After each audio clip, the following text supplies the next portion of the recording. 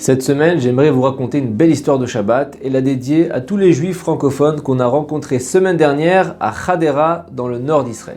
Yedidia est un avrech, un étudiant en Torah à temps plein, assidu, bien comme il faut. Il n'est pas du genre voyageur puisqu'il n'aime pas quitter la terre d'Israël, même pour un petit court instant. Mais ça fait un moment qu'il promet à sa femme qu'ils voyageront ensemble à l'étranger. Elle aimerait prendre 1 ou 2 jours pour couper un peu de son quotidien, reprendre des forces pour aller de l'avant.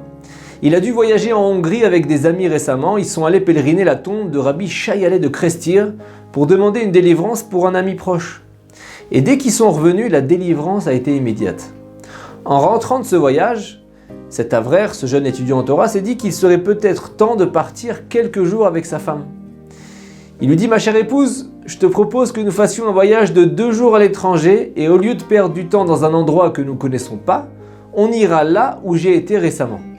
Comme ça, on pourra profiter autant que possible puisque je connais déjà la région, je sais comment ça marche, on ne va pas perdre de temps.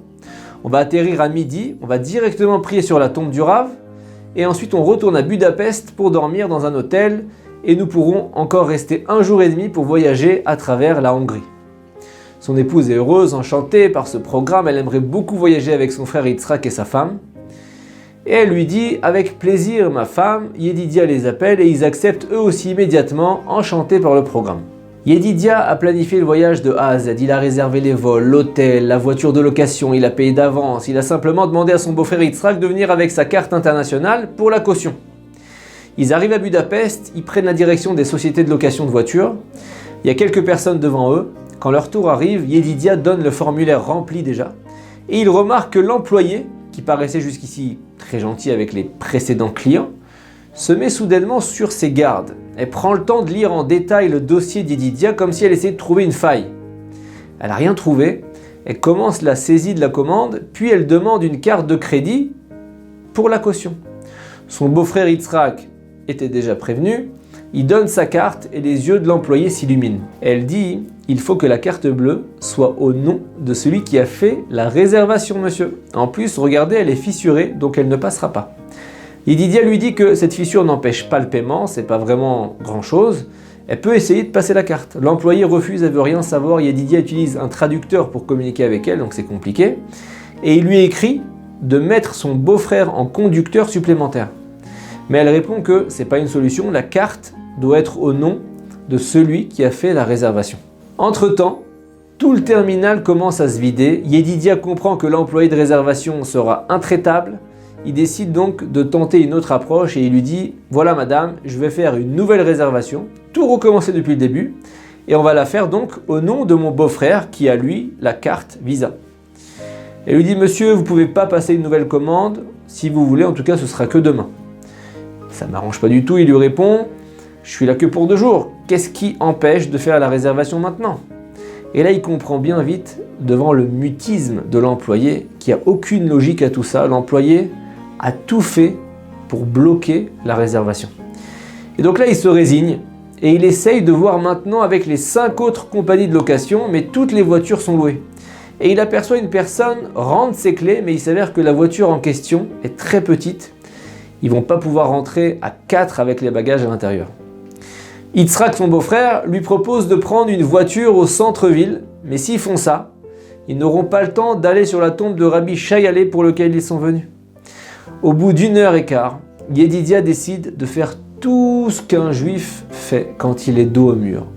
La seule chose, c'est prier. Et il prie. Il dit « Rabbi Shayale, on est venu jusqu'en Hongrie spécialement pour toi. Il est connu que tu fais des miracles avec l'aide d'Hachem. Je t'en supplie, intercède pour nous auprès d'Hachem, pour qu'on ait une délivrance au-dessus des voies de la nature. » Et Yedidia n'a pas fini d'implorer le ciel, qu'il voit un juif chassidique entrer dans le terminal. Il va le voir et il lui demande ce qu'il fait là. Le chassid lui dit « J'ai une super carte de crédit et il n'arrive pas à recevoir d'autorisation pour la faire passer. J'ai contacté ma société de cartes de crédit Diners Club et ils disent que tout va bien et qu'il n'y a aucune raison qu'elle ne passe pas. Ça m'a pris 1 heure et là je vais faire une dernière tentative pour faire passer ma carte. » Et il lui répond « Bon courage, moi j'ai rencontré le même problème. Est-ce que tu parles anglais ?» Il lui dit « C'est ma langue maternelle, je suis originaire de Londres, aujourd'hui j'habite en Israël à Arad. » Il lui dit qu'Hachem t'aide avec ta carte de crédit. Si tu parles anglais, peut-être tu peux m'aider. Essaye de parler à cette femme pour qu'elle accepte de nous aider. Et donc il lui explique ensuite son problème et la sévérité avec laquelle l'employé de la première société de location de voitures avait traité son dossier qui était pourtant bien renseigné. Yedidia sent son hésitation. Cet homme a aussi des ennuis, il est retardé depuis 1 heure. Et après un moment de réflexion, l'homme lui dit « Mais d'accord, après tout, si un juif qui n'est pas chassidique va prier sur la tombe d'un admour chassidique, d'un rave chassidique, comment pourrais-je rester sans rien faire? Dis-moi juste à qui parler. » Et donc ce chassid met son problème personnel de côté et vient aider Yedidia. Il s'approche de la femme au comptoir de location et il lui parle en anglais, un anglais parfait, bien ferme. Yedidia ne comprend pas ce qu'ils se disent et au bout de 3 minutes, la femme se lève, elle discute avec son directeur et au bout de 2 minutes, elle réapparaît, elle dit « Le directeur a dit que vous pouvez mettre le beau-frère comme conducteur supplémentaire et qu'au lieu de payer 500 € de caution, vous en paieriez 1000. » Il a fallu 1 heure pour trouver cette solution.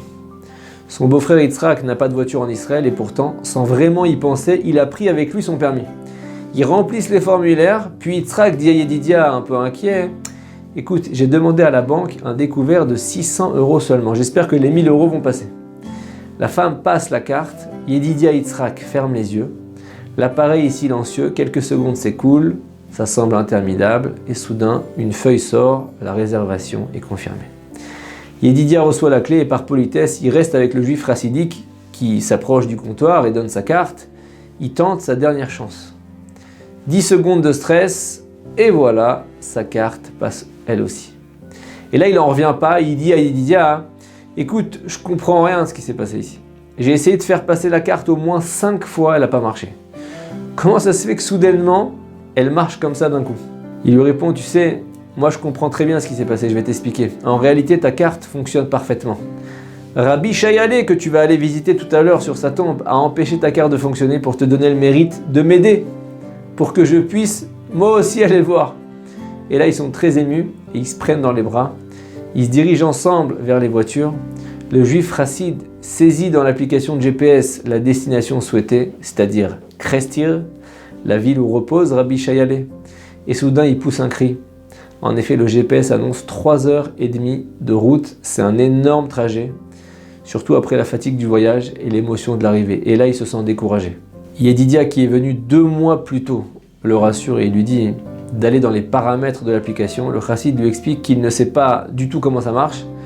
Yedidia ne connaît pas un mot d'anglais, mais il maîtrise parfaitement les appareils technologiques. Et là, il règle les paramètres, il appuie sur démarrer, et on lui annonce maintenant 2h10 de trajet. Le chassid n'en revient pas.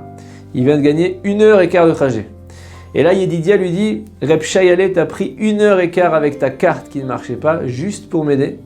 Et au lieu de rouler sur des routes désagréables et dangereuses de Hongrie pendant 3h30, tu es resté tranquillement à l'aise à l'aéroport et maintenant tu feras 2 heures de route et tu arriveras précisément au moment où tu aurais dû arriver initialement. Tu as aidé un juif, tu as également récupéré tout ce temps que tu croyais perdu. Et donc on retient de cette belle histoire que nous ne sommes jamais perdants à aider notre prochain. Ce qu'on donne aux autres, Hachem nous le rend toujours dans ce monde-ci ou dans le monde futur. Shabbat Shalom.